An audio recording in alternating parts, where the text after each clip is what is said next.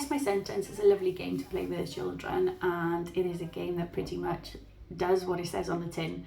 It is a fantastic game for revising relatively new sentence patterns and helping to build the children's confidence in how to say different words and sentences. The way you play it, you choose between 10 and 12 sentences and number them. Write the number down on a post-it note, and then the children take guesses in turn to guess your sentence correctly. So, for example, sentence 10, I've written number 10 down on my post-it, and the children relay the sentence to you in Welsh until they guess the correct sentence. Seren.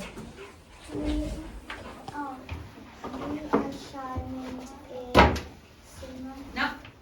Peyton. Dwi'n eisiau mynd i'r... Dwi'n eisiau. Dwi eisiau mynd i'r clwb rygbi. Na. Mads. Dwi ddim eisiau gwneud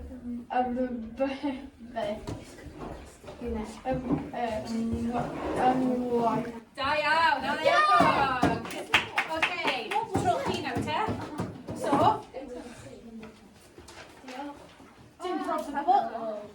Okay, so un fi. Iawn? Fi ddim eisiau sglodion.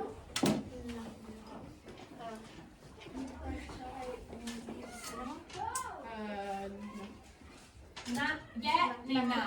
Na. Na, yeah. Na. Yeah. Dwi ddim eisiau cysgu. Na. Na? Dwi eisiau cysgu. Cysgu? Ie. Na.